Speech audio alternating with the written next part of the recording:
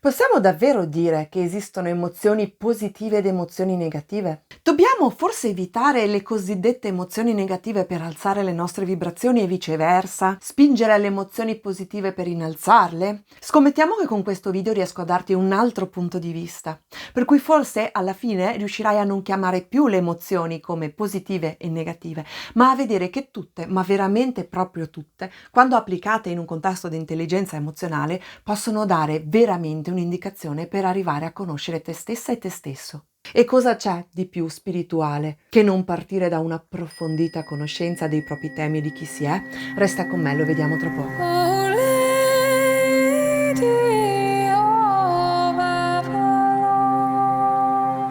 Se non mi conosci, mi chiamo Laura Ghianda e mi occupo sostanzialmente di spiritualità radicata, per cui le emozioni c'entrano tantissimo, che è una nuova visione sul mondo che non scinde sacro né profano. E poi di Teosofia, che è una guida al cambiamento attraverso l'immagine simbolo di una madre cosmica. Questo è un canale adatto a chi non ha paura di pensare fuori dagli schemi. Troverai degli spunti di questo video, forse scomodi, ma che aiuteranno a vedere le cose totalmente secondo un'altra prospettiva e proprio per questo a iniziare una rivoluzione. Se vuoi con me radicare questa rivoluzione, iscriviti al canale e attiva le notifiche. E adesso parliamo subito delle nostre emozioni. Se ancora non l'hai visto, ti suggerisco di vedere prima il mio video sul pensiero positivo e il pensare fuori dagli schemi, che è assolutamente una base necessaria per capire tutto il mio lavoro. Lo trovi linkato in descrizione, lo trovi linkato anche qui sopra. Questo perché? Perché, come quasi tutte le cose purtroppo in questo mondo, abbiamo questo vizio di organizzare tutto quanto in questa divisione rigida in due metà contrapposte, per cui nel caso delle nostre emozioni pensiamo che ci siano le emozioni positive e le emozioni negative, però diamo a questo anche un'attribuzione morale in un certo senso, quindi un po' come se le emozioni negative fossero cattive e le emozioni positive fossero buone. Ecco perché io mi sto rifiutando di usare questi termini positivo e negativo e preferisco di gran lunga portarlo sull'esperienza, perché è assolutamente vero che ci sono delle emozioni certamente più piacevoli da sperimentare e gestire anche, e altre invece che sono più difficili da sperimentare e da gestire. Quindi io preferisco chiamarle così: emozioni più facili, emozioni più difficili. Ora, sempre questa suddivisione in coppie di opposti che ha pervaso anche la spiritualità, pure la New Age, c'è un po' questa idea, e guardate sempre questa contrapposizione che capirete benissimo se guardate il video che vi ho citato prima: abbassare le vibrazioni contro innalzare le vibrazioni. Di nuovo, contrapposizione, alto contro basso. Ma quanto le dobbiamo alzare queste vibrazioni? All'infinito? Alza, puff! Qua mi sa che andiamo all'esplodere. E invece questo discorso dell'abbassare, quanto possiamo andare in giù? Basso, fino a che cosa? Andiamo all'inferno? Alla fine del video voglio dirti come secondo me dobbiamo approcciare questo discorso dell'alto e del basso, che forse sta andando un pochettino fuori da ogni concezione di umanità. Però te lo dico alla fine del video se ci arrivi. Prima proviamo a vedere emozione per emozione che cosa può esserci come dono, come tesoro per noi. Il fatto sta che il modo in cui noi prendiamo le emozioni influenza assolutamente quello che è il nostro rapporto con il fuori, perché noi non lo crediamo, non lo percepiamo, ma in realtà la stra grande maggioranza del dialogo non avviene tra noi e un altro da noi, avviene proprio all'interno di noi stessi e di noi stessi. Proviamo a vedere una serie di emozioni che vengono definite quasi come il male del mondo. Iniziamo proprio dalla più bistrattata, poverina, quella che è considerata antispirituale per eccellenza: la rabbia. La rabbia si dice sempre che abbassi le vibrazioni. Questo è perché siamo anche in un sistema di pensiero che esclude tutto ciò che è il funzionamento del nostro corpo per andare in qualcosa di assolutamente solo idealizzato.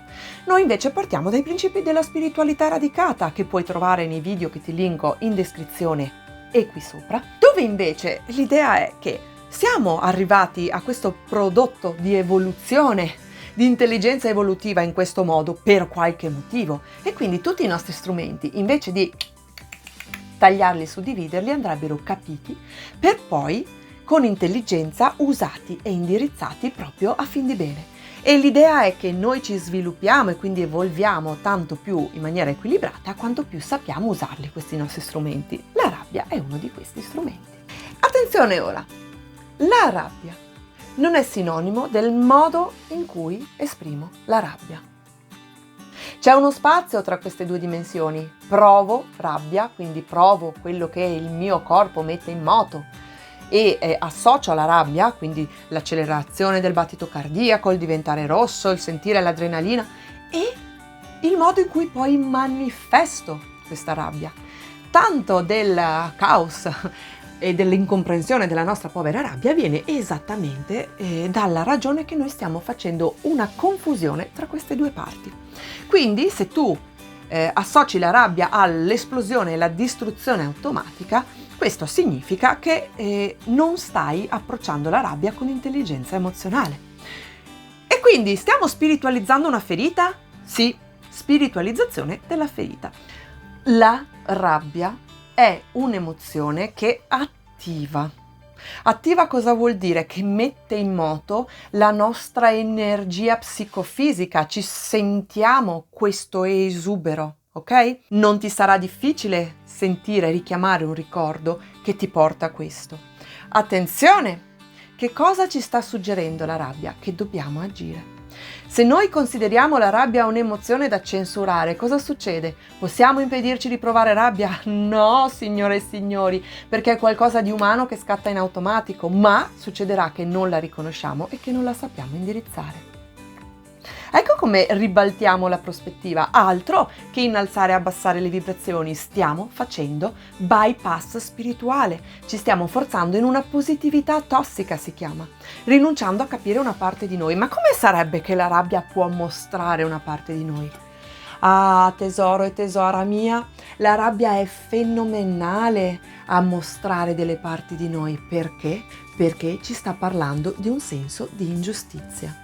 Quindi se noi siamo capaci di sfruttare quella pausa tra provare l'emozione e far uscire all'esterno, il come anzi, perché far uscire all'esterno non è male, è sano, è il come la faccio uscire. Capiamo la differenza? Proviamo un attimino a mettere pausa in questo discorso e a capire. Provo l'emozione, ho bisogno che venga legittimata l'emozione per attraversarla come un mare in tempesta. Quindi la porto anche all'esterno, ma cambia il modo in cui la porto all'esterno. Io posso anche sfuriare, posso urlare, posso comunicare la mia rabbia. Altra cosa è se provo la rabbia, prendo una mazza e inizio a distruggere tutto quello che c'ho attorno a me. Questo perché? Perché la spinta della rabbia è all'agire. Allora noi prendiamo quell'agire e possiamo lì intervenire. Lì c'è la nostra intelligenza emozionale che ci dice come poter agire. Allora io mi arrabbio, sento la rabbia, legittimo la mia emozione, me la permetto, cosa che non faccio se credo che mi faccia vibrare basso. Ho bisogno che la mia comunità la riconosca. Sì, sei arrabbiata, dopodiché questa forza di azione non la metto nel distruggere, ma nel creare. Ecco allora che la rabbia, santa rabbia, fenomenale alleata, mi dice al contempo dove sento l'ingiustizia e quindi se mi ascolto, se sono arrivata a un livello di profondità della conoscenza di me stessa, posso capire quale bisogno sento insoddisfatto, cosa che invece non può capitare se censuro la rabbia. E il passaggio dopo è usare quella energia per agire e migliorare le cose che riguardano me, le cose che riguardano te, le cose che riguardano il mondo. Ecco come la rabbia può diventare sacra, alla faccia di coloro che, poiché parlo di rabbia, vanno a dire in giro che io con la rabbia avrei qualche problema. E incazzo, come tutti gli esseri umani, perché tu no? Però la rabbia è anche il motore del mio attivismo, è la ragione per cui tu adesso stai vedendo il mio lavoro. Passiamo a un'altra emozione scomodissima, l'invidia. We have so much. Anche l'invidia è una di quelle emozioni che, se censurata perché è scomodo, perché si connette anche alla vergogna, perché è socialmente non accettata, può diventare distruttiva. Guarda anche qua, l'invidia è un'altra di quelle emozioni che attiva. Si connette anche in parte alla rabbia, in parte la abbraccia. E anche qua cosa ci può dire l'invidia? Se noi la censuriamo perché abbiamo paura di vibrare basso, quello che faremo è tappa l'invidia, fingere di non provarla e calarci di nuovo nel bypass spirituale. È la rinuncia a capire di più delle parti di noi. Allora, se l'invidia potesse parlare, direbbe: c'è un fastidio. Questo fastidio ti sta dicendo che tu hai un desiderio. Il desiderio probabilmente è quello che l'altro ha raggiunto e che noi pensiamo di non poterci permettere, allora scatta l'invidia, quindi in un confronto con l'altro, lui, lei ha, io non ho. Allora, se io non educo l'invidia, se io non ascolto la saggezza dell'invidia, succede che l'invidia uscirà da me perché proprio non ho l'intelligenza emozionale di usarla, di utilizzarla. Anche qua provo l'emozione, agisco l'emozione. Se non entro nell'emozione, l'emozione agisce per me, cercherò di distruggere l'altro. Anche qua, non è l'invidia che distrugge in automatico, sono io che gli permetto di farlo se non entro nell'intelligenza emozionale di usarla come saggezza. Altrimenti, e ti cambierà la vita sapere questa cosa, addestrati a sentire quell'invidia, non ti abbassa le vibrazioni. Semmai, se si vuol proprio parlare in termini di abbassare le vibrazioni, cosa che io preferisco non utilizzare, lo è se decidi di non avere il coraggio di vederle negli occhi. Ecco allora che io posso usare quell'energia che libera in me per adoperarmi a raggiungere quel desiderio, quello che io vedo nell'altro e che non riesco a vedere in me stessa e in me stesso. Ecco che allora il senso di mancanza che ci attiva l'invidia non è un fallimento, lo possiamo tramutare nel nostro obiettivo. Certo, presuppone una percezione del nostro potere, quindi semmai ci spinge a lavorare di più su di sé per percepire la capacità di raggiungere quel potere, altrimenti rimaniamo incastrati nell'eterno gioco del fingere una positività ma non sentire di essere in grado di decidere della nostra vita, soprattutto se crediamo di dover passivamente sopportare tutto quello che ci accade. E questi sono i guai della spiritualità alternativa di oggi. Un'altra emozione difficile che io conosco bene e su cui sto ancora lavorando: la vergogna. Vergogna. Vergogna. Qua c'è un gran problema educativo. Noi siamo stati educati in questa pedagogia nera, si chiama, dove tutte le volte che facevamo un errore siamo stati puniti con l'umiliazione. Questo perché nessuno di chi ci ha educato è stato educato a scindere il nostro atto dal nostro essere, che è fondamentale nella vergogna. E sono dei danni che ci procuriamo e ci portiamo avanti tutte e tutti. Quando sento dire che la sberla non ha mai fatto male, sono persone che non sono esperti di educazione e pedagogia. Non servirebbe avere una laurea, il caso vuole che io abbia una laurea in questo settore, citazione non mia, e si dice che i danni non li si vede. Il modo in cui si vive l'umiliazione e la vergogna è uno di questi danni, da cui è difficilissimo uscire. Ecco, bene, quello che noi dobbiamo imparare a fare è proprio quello: scindere il fatto accaduto, l'errore, dalla nostra dignità personale. E quindi la vergogna cosa ci dice? Ci dice che noi ci stiamo identificando con il nostro errore. Anche questo potrebbe avere un risvolto positivo se riusciamo a trasformarla nella voglia di rimediare. Perché non è un giustificarsi come se noi non dobbiamo mai sbagliare, è proprio un capire che noi non siamo l'atto che ci procura vergogna, ma siamo delle persone che possono commettere degli errori. Non siamo quello che ci è accaduto. Come si tramuta la vergogna? Con l'humor. L'humor che sto imparando a fare, che sto facendo, lo sto tramutando in parte della mia spiritualità, un qualcosa che ha triggerato i miei follower. Ho perso tantissime iscrizioni alla mia newsletter. Tra l'altro puoi trovare il link per iscriverti in descrizione, proprio perché ho osato mescolare l'humor alla spiritualità. Come osi? Io mi occupo di spiritualità radicata, l'humor è assolutamente un maestro formidabile. Ecco che quando fai humor di ciò che ci è successo, la vergogna si dissolve. Provare per credere. Voglio parlare ancora di un'ultima emozione bistratata, ce ne sarebbero delle altre, magari lo farò in un altro video, ed è la paura. La paura è un'altra di quelle cose dove si parla di scappare da essa, evitarla perché abbasserebbero le vibrazioni, è il demone che si nutrirebbe di te. Uè! Ragazze e ragazzi, è un'altra di quelle strategie di difesa umana che abbiamo tutte e tutti e ci prendiamo per il se pensiamo di poter controllare la paura razionalmente. Ci stiamo scindendo, ci stiamo dissociando e tutto quello che non vogliamo riconoscere in noi lo giudicheremo male nell'altro, proiettando quindi quello che è una nostra censura nell'altra persona. Questa non è crescita spirituale, questo è un disastro umano. Ecco che anche la paura è qualcosa che attiva e anche questa ci dà delle informazioni su di noi. Intanto ci dice che c'è un problema e anche questo non è banale. Ci informa su quel tipo di problema, ci spinge a guardare dentro di noi. E questa attivazione, anche qui ricordiamo lo spazio da provare l'emozione, che è una cosa che non si può evitare, e decidere come gestire l'emozione. La paura ci può dare la forza in due modi.